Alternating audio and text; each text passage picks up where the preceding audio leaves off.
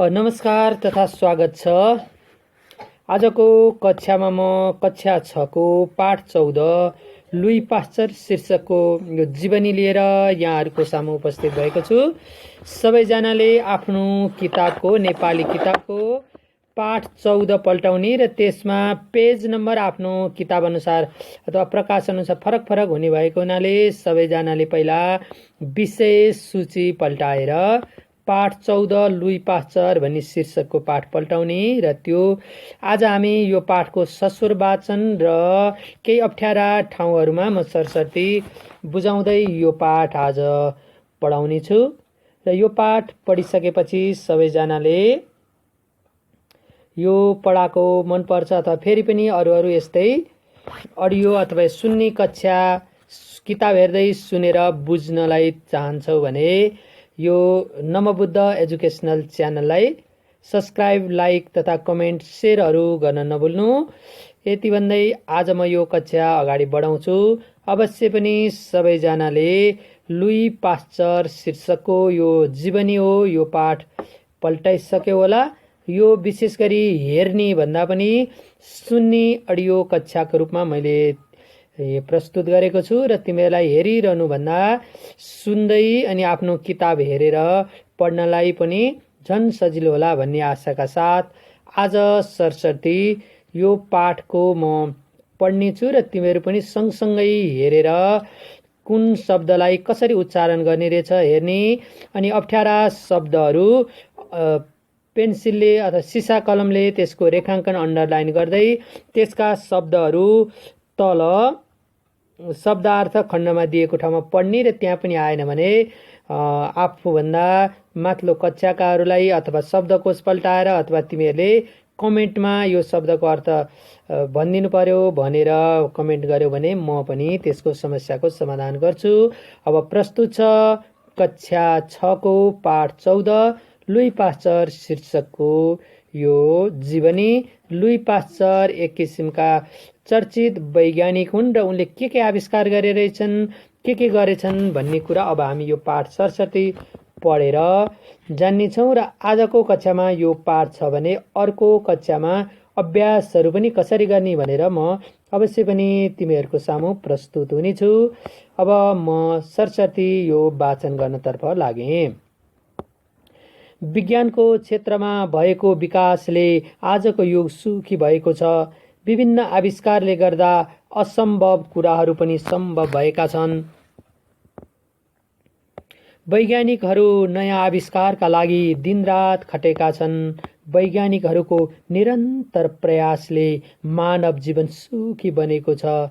यस्तै वैज्ञानिक मध्ये लुई पास्चर पनि एक हुन्। म बिस्तारै पढ्छु, तिमीहरू पनि हेर्दै जाने र अनि किताबमा जस्तै कता जन्ममितिहरू उनले पढेको विद्यालयहरूको नाम आयो भने अनि उनले पढेको विश्वविद्यालय, उनले पढाएका विश्वविद्यालय अनि उनले नयाँ कुरा आविष्कार गरेको मितिहरू त्यस्तो पाठमा जहाँनेरि आउँछ त्यहाँनेरि चाहिँ अन्डरलाइन गर्ने बानी बसाल्नुपर्छ। त्यसो गर्दाखेरि के हुन्छ त हामीले पछि उत्तरहरू खोज्नलाई सजिलो हुन्छ। अब दोस्रो अनुच्छेद म पढ्दैछु है त। लुई पास्चरको जन्म 27 डिसेम्बर 1822 मा फ्रान्सको दोल भन्ने गाउँमा भएको थियो। उनका पिता छालाको काम गर्थे। उनी एकपल्ट नेपोलियनको सेनामा पनि भर्ना भएका थिए। नेपोलियन भनेको तिमीहरूले नाम सुनेको होला अथवा तिमीहरू अरू किताबहरूमा कता उनको जीवनी पनि पढेको नि हुनसक्छ। नेपोलियन भनेको त एक समयका फ्रान्सका बादशाह अथवा उनले त्यहाँ एउटा सशक्त राज्य सञ्चालन गरेका थिए। पिताको सैनिक व्यक्तित्वको प्रभावबाट लुईमा देशभक्तिको भावना विकास भएको थियो। देशभक्तिको भावना भनेको त आफ्नो देशलाई माया गर्ने, आफ्नो देशमै बस्नुपर्छ, आफ्नो देशको विकासको लागि सहयोग गर्नुपर्छ भन्ने भावना जागृत हुनु नै के हो त देशभक्तिको भावना हो। उनी निडर र आँटी बनेका थिए। बाबुले जस्तो युद्ध नगरे पनि उनले आफूलाई शान्ति कायममा समर्पण गरे। उनले आफ्नो बुद्धिलाई परोपकारमा लगाए। के भनेको छ त उहाँ उनले चाहिँ उनी निडर आँटी थिए अथवा उनी साहसी थिए। त्यसकारणले उनले युद्ध त गरेनन् बाबुले जस्तो, किन त बाबु चाहिँ सेनामा भएका हुनाले उनले युद्ध नै गरे, तर उनले चाहिँ के त शान्ति कायममा समर्पण गरे। शान्ति कार्यमा समर्पण गरे भने के त शान्ति हुनुपर्छ, सबै मेलमिलाप भएर बस्नुपर्छ भन्ने काममा लागि परे भनेको।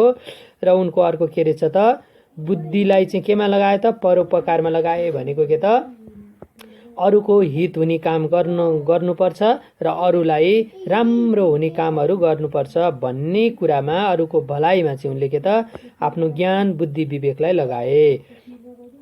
लुई जन्मेको केही समयपछि उनको परिवार अर्बा भन्ने सुन्दर गाउँमा सर्यो। त्यहीँ उनले प्रारम्भिक शिक्षा हासिल गरे। उनी सुन्दर प्राकृतिक दृश्य हेर्न र घुम्न मन पराउँथे। चित्रकलामा पनि उनको रुचि थियो।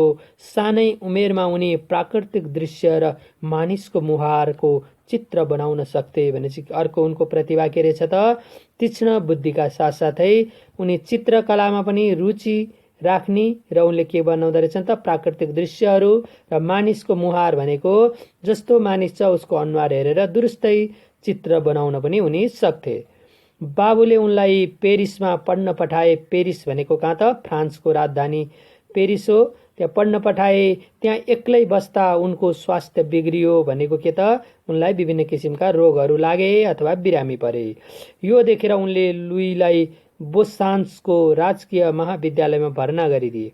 भनेपछि त्यसपछि जहाँ पेरिसमा उनको स्वास्थ्य बिग्रियो त्यो देखेर उनले त बोसान्सोको भनेको त्यहीँको एउटा ठाउँको नामको राजकीय महाविद्यालय भनेको के त त्यो एकदम राम्रो उत्कृष्ट खालको अथवा राज्य स्तरबाट चलाएको महाविद्यालय विश्वविद्यालयमा भर्ना गरिदिए। त्यहीँबाट उनले स्नातक गरे भनेको त स्नातक भनेको ब्याचलरसम्मको बिए सम्मको अध्ययन उनले गरे। यसपछि उनले सोही विद्यालयमा गणितका सहायक शिक्षक भई काम गरे। पढ्नलाई पनि निरन्तरता दिएका लुईले सन् 1847 विज्ञान विषयमा डाक्टर गरे। के गरेछन् त, कहिले गरे त उनी कहिले डाक्टर भए विज्ञान विषयमा भन्ने आयो भने के त सन् 1847 विज्ञान विषयमा डाक्टर भएर डाक्टरको उपाधि पनि प्राप्त गरे। पढाइमा मेहनती भए पनि रसायन शास्त्रमा भने उनको क्षमता कम थियो। रसायन शास्त्र भनेको रसायनहरू सम्बन्धी अध्ययन गर्ने विज्ञानलाई नै रसायन शास्त्र भनेको यता केमिकल साइन्स भन्दा पनि हुन्छ। केमिकल सम्बन्धी अध्ययन गर्ने साइन्समा अथवा रसायन शास्त्रमा चाहिँ उनीको अलिक कम क्षमता रहेछ। त्यसपछि उनले के गरे त हेरौँ है त। यसपछि उनले सोबोर्न विश्वविद्यालयमा रसायन विज्ञानको विशेष अध्ययन गरे। उनले स्ट्रासबुर्ग विश्वविद्यालयमा रसायन शास्त्रका प्राध्यापक भई पढाउन थाले। यहाँनेरि के छ त हेरौँ, उनले आफ्नो माथि हामीले के पढाएको थियौँ, रसायन शास्त्रमा कम थियो, त्यसको लागि आफ्नो रसायन शास्त्रको ज्ञान बढाउन अथवा केमिकल साइन्समा ज्ञान बढाउनको लागि उनले के गरेछन् त सोबोर्न भन्ने विश्वविद्यालय अथवा युनिभर्सिटीमा रसायन विज्ञानको विशेष अध्ययन गरे। भनेको एकदम विशेष महत्त्व दिएर धेरै महत्त्व दिएर अध्ययन गरे। त्यसपछि उनी जुन अध्ययन गरिसकेपछि फेरि के गरे त स्ट्रासबुर्ग भन्ने विश्वविद्यालय युनिभर्सिटीमा चाहिँ फेरि रसायन शास्त्रका प्राध्यापक भई पढाउन थाले। भनेको प्राध्यापक भनेको के त कलेजहरूमा पढाउने शिक्षकलाई प्राध्यापक भनिन्छ, त्यसलाई अङ्ग्रेजीमा प्रोफेसर पनि भनिन्छ। पछि उनी त्यहीँका प्रमुख प्राध्यापक बने। तीव्र बुद्धिका कारण उनका गुरुहरू समेत वैज्ञानिक समस्याको समाधान निकाल्न उनीसँग सहयोग माग्थे। भनेपछि के त उनका गुरुले सम्म पछि उनी पढेर एकदम विद्वान भए अथवा तीव्र बुद्धि भनेको एकदम नयाँ नयाँ कुरा चाँडै बुझ्ने अथवा नयाँ नयाँ कुरा पत्ता लगाउन सक्ने क्षमता भएका कारण उनका गुरुहरूले अथवा उनलाई पहिला पढाउने शिक्षकहरूले समेत के त वैज्ञानिक समस्याको समाधान निकाल्न उनीसँग सहयोग माग्थे। भने वैज्ञानिक समस्या भने के त यस्तै विज्ञान सम्बन्धी विभिन्न अनुसन्धान गर्ने, त्यसको तथ्यहरू पत्ता लगाउने, त्यही कुराको समाधानमा पछि उनका गुरुले समेत कसको त लुई पास्चरको चाहिँ सहयोग लिन थाले। पास्चरको विवाह प्रज्ञा प्रतिष्ठानका शिक्षा अध्यक्ष लोरेकी छोरी मारीसँग भयो। भनेको यहाँ के त त्यो प्रज्ञा प्रतिष्ठान भनेको एउटा कुनै देशमा अथवा हाम्रोमा पनि प्रज्ञा प्रतिष्ठान भनिन्छ, त्यस्तै त्यहाँको प्रज्ञा प्रतिष्ठान भन्नाको मतलब के त आफ्नो देशमा भाषा साहित्य तथा संस्कृतिको विकास गर्नको लागि सरकारले गठन गरेको, सरकारले स्थापना गरेको एउटा संस्था हो। त्यो संस्थामा प्रमुख व्यक्ति भएर अथवा अध्यक्ष भएर बसेका लोरे भन्ने एकजना व्यक्तिको छोरी जसको नाम के त मारी रहेछ, उनीसँग चाहिँ उनको विवाह भएछ। पास्चर मारीलाई अत्यन्त माया गर्थे। मारी पनि आफ्ना पतिका हरेक कार्यमा सहयोग गर्थिन्। पत्नीको सहयोग र अनुसन्धान प्रतिको आफ्नो रुचिका कारण पास्चर प्राय प्रयोगशालामा नै व्यस्त हुन्थे। उनको प्रतिभा र अनुसन्धानको सर्वत्र चर्चा हुन्थ्यो। पत्नीको पूर्ण समर्थनका कारण उनी निरन्तर सफलताको सिँढीमा चढिरहे। के छ त यहाँ, कसैले कुनै पनि नयाँ काम गर्न थाल्यो भने आफ्नो परिवारका सदस्यहरूले समर्थन सहयोग गरे भने अवश्य पनि त्यो व्यक्ति सफल हुन्छ। यहाँ पनि के देख्यो त, पास्चरकी श्रीमती मारीले चाहिँ उनका हरेक काममा सहयोग गरिन् अथवा उनको अनुसन्धानहरूप्रति पनि सहयोग गरिन्। त्यो भएको हुनाले उनी के त त्यो अनुसन्धान र आफ्नो कुरामा एकदम नै सफल भए र उनीले नयाँ नयाँ कुरा पत्ता लाएर सफलताको सिँढीमा चढिरहे भनेको उनले गरेका सबै कामहरू सफल भइरहे भनेको। सन् 1854 उनी लिल भन्ने ठाउँमा गई विज्ञान पढाउन थाले। अर्को के त फेरि उनी अर्को ठाउँमा गएर के त लिल भन्ने ठाउँमा गई फेरि विज्ञान पढाउन थाले। त्यस क्षेत्रमा मदिरा उद्योग थियो। मदिरा उद्योगको अवलोकन गर्दा उनले कुनै घ्याम्पामा राखेको जाँड अमिलो हुने र कुनैमा नहुने अवस्था देखे भनेको। त्यहाँ गएपछि उनले के त मदिरा उद्योग भनेको रक्सी उत्पादन गर्ने उद्योग, त्यहाँ चाहिँ जाँडहरू राखेकोमा उनले टेस्ट गरे अथवा त्यसलाई अनुसन्धान गर्न खोजे। त्यो गर्दा के पाएछन् त, कुनै घ्याम्पाको जाँड बढी अमिलो, कुनैमा कम अमिलो। यसको कारण के हो भनेर उनले पत्ता लागेको कुरा यहाँ तल आउँछ है। उनलाई त्यसको अध्ययन गर्न मन लाग्यो। उनले लामो समयसम्म कीटाणु र जीवाणुको अध्ययन गरे। यसबाट उनले नयाँ कुरा पत्ता लगाए। रक्सी, जाँड, दूध, माछा, मासु, फलफुल जस्ता वस्तु आफै बिग्रदा रहेनछन्। तिनमा हावा, पानी वा अन्य स्रोतबाट जीवाणु प्रवेश गरेपछि ती बिग्रदा रहेछन्। जाँड अमिलो हुने कारण पनि यही रहेछ। यो थाहा पाएपछि उनले दूधमा परीक्षण गरे। दूधलाई निश्चित तापक्रममा तताएर कुनै भाँडो, बोतल आदिको हावा झिकी त्यसमा राखेर बाहिरको हावा छिर्न नदी बिर्को बन्द गरेर राखे। त्यो बिग्रिएन। यसरी तताएर चिसो पार्दा कीटाणु मर्छन् र बाहिरका कीटाणु पनि पस्न पाउँदैनन्। यो दूधलाई शुद्ध पार्ने विधि पनि हो। यस विधिलाई उनकै नामसँग जोडेर पास्चराइजेसन भनिन्छ। आजसम्म पनि दूध शुद्ध पार्न यही विधि प्रयोग गरिन्छ। अब यहाँ के त, जब उनी एउटा मदिरा उद्योगको अवलोकन गरे, आफू पढाउन गएको ठाउँमा भेटेको, त्यसपछि उनले ती चिजहरू अथवा मदिरा होस्, मासु, माछा, मासु, दूध आदि होस्, त्यो चाहिँ आफै नबिग्रिकन हावाबाट आएका कीटाणुहरूले बिग्रिने रहेछ भन्ने जब पत्ता लाए, अनि त्यसको समाधानको उपाय अथवा तिनीहरूलाई कसरी नबिग्रिने गरी बनाउन सकिन्छ भन्ने खोज अनुसन्धान गर्दा गर्दै उनले के पत्ता लाए त, दूधलाई शुद्ध पार्ने विधि पत्ता लाए। जुन विधिलाई चाहिँ के त बाहिरको हावा छिर्न नदी बिर्को बन्द गरेर राख्ने। र यस्तो गर्दा के त त्यहाँ भित्र भएका कीटाणु बिग्रिएनन्। अनि तताएर चिसो पार्दा कीटाणु मर्छन्, बाहिरको कीटाणु पनि मर्न पाउँदैनन् भन्ने खालले उनले दूध तताएर एउटा भित्र भएको हावा निकाले। अनि त्यसपछि बाहिरबाट हावा छिर्न नदिकन राख्दाखेरि के त त्यो दूध बिग्रिएन।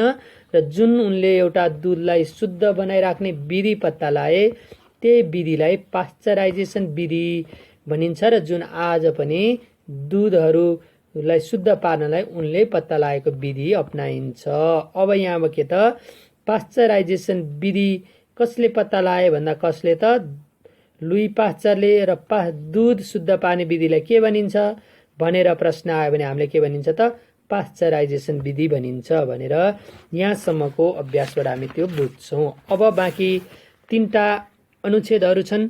यहाँ पनि म के रहेछ सरसर्ती हेर्छु है त। पास्चरले कुखुरा र रेशम किरामा लाग्ने रोगका कारण पनि कीटाणु नै भएको पत्ता लगाए। कुखुराहरूमा विभिन्न रोग लाग्छ अनि अर्को रेशम किरा भनेको के त एक किसिमको किरा हुन्छ जसले चाहिँ धागो उत्पादन गर्नको लागि रेशम खेतीका रूपमा पनि मानिसहरूले गर्छन् र त्यसमा रोग लाग्ने कारण पनि कीटाणु नै भएको उनले पत्ता लगाए। उनले कीटाणु नष्ट पारी रोगको उपचार गर्न सकिने कुरा प्रमाणित गरे। उनले अर्को महत्त्वपूर्ण कुरा के गरे त उनले बौलाहा कुकुरले टोक्दा मानिसले लगाउनु पर्ने सुईको विकास गरे। त्यसपछि विभिन्न अनुसन्धान गर्दै जाँदाखेरि के त बौला कुकुरले टोकेको भनेको जब बौलाहा कुकुरले टोक्छ अथवा रेबिज लागेको कुकुरले टोक्छ त्यसपछि मान्छेहरूमा पनि के हुन्छ त त्यो कुकुरलाई जस्तै गरी डराउने अथवा या पानीदेखि डराउने विभिन्न यहाँ भनेको छ के हुँदो रहेछ हामी हेरौँ है त। उनले बौला कुकुरले टोक्दा मानिसले लगाउनु पर्ने सुईको विकास गरे। बौला कुकुरले टोक्दा त्यसको र्यालबाट ज्यानमारा कीटाणु मानिसको शरीरमा सर्छन्। के हुन्छन् त ज्यानमारा कीटाणु भनेको रेबिज रोग लागिसकेपछि यदि त्यसलाई बेलैमा सुईहरू लाएर उपचार गर्न सकेन भने त्यसको म्याद नआइसके त मान्छेहरू मर्छन्। अहिले पनि कतिपय ठाउँमा कुकुरको टोकाइबाट नै रेबिज लाएर मान्छेहरू मरेका समाचारहरू पनि हामीले बेला बेला सुन्छौँ। ती रगतका माध्यमले मस्तिष्कसम्म पुग्छन् रे। के पुग्छन् त जुन रेबिजका कीटाणुहरू बौला कुकुरले टोक्दाखेरि र्यालबाट मानिसको शरीरमा पर्छन् अनि त्यो मान्छेको रगत के हुन्छ त सधैँ रक्त सञ्चार अथवा त्यो रगत एक ठाउँबाट अर्को ठाउँमा सरिरहेको हुन्छ। त्यो सर्दाखेरि ती कीटाणुहरू मानिसको मस्तिष्कमा पुग्छन्। यसपछि मानिस के हुने रहेछ त पानीदेखि डराउन थाल्छ र उपचार नभए केही दिनमा मर्छ। अथवा रेबिज रोग लागेको मान्छेको मुख्य लक्षण के हो त पानीदेखि डराउनु पनि एउटा लक्षण हो। त्यसरी डराउँछ र त्यसपछि के त रेबिज भनिने यस रोग विरुद्धको औषधि बनाएर उनले मानिसलाई अकाल मृत्युबाट बचाएका छन्। यदि रेबिजको औषधि पत्ता नलागेको भए रेबिजबाट कयौं मान्छेहरू मर्थे। यो रेबिजको रोग पत्ता लगाउने पनि काम कसले गरे त लुई पास्चरले गरे। अब यहाँ महत्त्वपूर्ण हाम्रो अहिलेसम्म पनि दैनिक व्यवहारहरूमा प्रयोग गरेका कुरा के पत्ता लगाए त उनीहरूले मुख्य गरी पास्चराइजेसन विधिबाट दुध शुद्ध पारेर दुधलाई शुद्ध बनाउने विधि अनि अर्को त्योभन्दा महत्त्वपूर्ण विधि के त रेबिज रोगको अथवा रेबिज रोग विरुद्धको औषधि अथवा त्यो के त खोप पनि उनले पत्ता लगाए। त्यति बेला मानिसका अङ्ग चिरफार गर्दा घाउ निको नभई केही मर्ने गर्थे। पास्चरले यस बारेमा पनि अध्ययन गरे। उनले चिरेको घाउ पाक्ने र निको नहुने कारण पनि कीटाणु नै हो भन्ने पत्ता लगाए। के गरे त हरेक कुराहरूको घाउ निको नहुने अथवा पाक्ने काम पनि कीटाणुबाट हो भन्ने कुरा उनले पत्ता लगाए। उनको अनुसन्धानबाट चिरफारका लागि प्रयोग गरिने औजार र चिकित्सकले लगाएका पन्जा आदिबाट कीटाणु घाउमा पुग्ने कुरा प्रमाणित भयो भनेको छ। के त त्योभन्दा पहिला चाहिँ मान्छेहरूले त्यो कीटाणुहरू अथवा सरसफाइ नगरी पन्जाहरू लाउँथे अथवा चिरफार गर्ने भने के त अपरेसन गर्दाखेरि प्रयोग हुने औजारहरू पनि निर्मलीकरण नगरी अथवा पानीहरूमा नडुबाइकन प्रयोग गर्थे। त्यो गर्दा के हुने रहेछ त त्यसमा भएका कीटाणुहरूले ती चिरफार गरेका अथवा अपरेसन गर्दाका घाउहरू पाक्ने ओर्ने काम हुँदो रहेछ र भन्ने अथवा कीटाणुकै कारण यो हुन्छ भन्ने कुरा पनि कसले पत्ता लगाएका रहेछन् त लुई पास्चरले। यस्ता सामग्रीलाई पानीमा राम्रोसँग उमालेर कीटाणु रहित बनाउन सकिने कुरा पनि उनले पत्ता लगाए। अब के त ती कीटाणु मार्नलाई अहिले हामीले हेर्दा त सामान्य कुरो हो, पानीमा उमाल्दा मरिहाल्छ नि तातोले भन्ने कुरा जस्तो लाग्छ। तर सुरुमा अनुसन्धान गरेर यति पनि मान्छेलाई थाहा थिएन। त्यो कुरा कसले पत्ता लगाए त लुई पास्चरले। त्यस्ता सामग्रीलाई कुनै औषधिमा चोबेर पनि कीटाणु मार्न सकिने रहेछ भनेको जस्तै अहिले हामीले के त कोरोनाको कीटाणु मर्छ भनेर हातमा सेनिटाइजर दले जस्तै उनले पनि के भनेछन् त यदि तातो पानीमा उमाल्न सकेन भने पनि कुनै औषधिहरूमा चोबेर पनि कीटाणु मार्न सकिन्छ भन्ने कुरा पनि कसले पत्ता लगाएका त लुई पास्चरले। यसलाई नै आधारित बनाएर बेलायतका वैज्ञानिक लिस्टरले कीटाणु मार्ने सिद्धान्त र प्रयोगलाई विश्वव्यापी बनाए। उनले जुन सान तथ्य पत्ता लाए त्यसलाई अर्का वैज्ञानिकले नै आधार मान्दाखेरि के त कीटाणु मार्ने सिद्धान्त र प्रयोगलाई विश्वव्यापी बनाए भनेको विश्वभरि नै अथवा विश्वमा भएका सबै देशहरूमा फैलाउने काम चाहिँ कसले गरेछन् त? लिस्टर भन्ने बेलायतका वैज्ञानिकले। यो पाश्चरको ठुलो देन हो। रोगको उपचार गर्ने, घाउलाई पाक्न नदिने र खाद्य पदार्थ सुरक्षित राख्ने विधिको खोजी गरेर पाश्चरले मानव कल्याणका लागि योगदान पुर्याए। के गरे त? खाद्य पदार्थहरूलाई सुरक्षित राख्ने, जस्तै हामीले माथि दुधको कुरा गरौँ, मासुको कुरा गरौँ, आदिलाई शुद्ध पार्ने कुरा, अनि त्यसपछि विभिन्न रोगहरूको लागि औषधिहरू पत्ता लगाएर के गरे त? उनले मानवका लागि ठुलो योगदान अथवा कल्याणका लागि योगदान गरे। मानव कल्याणका लागि भनेको मानव भने मान्छे भइहाल्यो, कल्याण भनेको उनीहरूको हितको लागि ठुलो योगदान गरे भनेको धेरै सहयोग पुर्याए। लगनशील र देशभक्त पाश्चरमा प्रकृति, चित्रकला र विज्ञानप्रति विशेष रुचि थियो। विज्ञान क्षेत्रमा पुर्याएको योगदानको कदर गर्दै फ्रान्सेली प्रज्ञा प्रतिष्ठानले उनलाई सदस्यता समेत प्रदान गर्यो। आज पनि फ्रान्समा उनको खूब सम्मान गरिन्छ। पाश्चर जीवनभर मानव सेवा र परोपकारमा लागेका थिए। पाश्चरको सन् 1895 सेप्टेम्बर 27 देवासन भयो। देवासन भनेको के त? मृत्यु भयो। उनको शरीर नरहे पनि उनका अमर कार्यबाट एक महान वैज्ञानिकका रूपमा उनको नाम संसारभरि प्रसिद्ध भएको छ। उनी सामान्य मानिसहरूमा मात्र नभई वैज्ञानिकहरू माझ पनि श्रद्धेय बनेका छन्। उनको जीवनीबाट मानव सेवाको प्रेरणा प्राप्त गर्न सकिन्छ। अब के त हामीले हरेक जीवनी पढेपछि हामीले केही न केही शिक्षा लिनुपर्छ अथवा शिक्षा पाउँछौँ र केही जानकारी पाउँछौँ। त्यसकै लागि नै जीवनीहरू राखिन्छ। यसबाट के त? उनको जीवनीबाट हामीले मानव सेवाको प्रेरणा प्राप्त गर्न सकिन्छ भनेको उनले पनि कसरी मान्छेको सेवा गर्न सकिन्छ अथवा कसरी चाहिँ हरेक रोगका कीटाणुहरू मारेर मान्छेलाई हित गर्न सकिन्छ भन्ने कुरा अनुसन्धान गर्दै उनले यसरी कीटाणु मार्ने विधिको अनुसन्धान गर्न सके र उनले सधैँभरि आफ्नो जीवनभर के गरे त?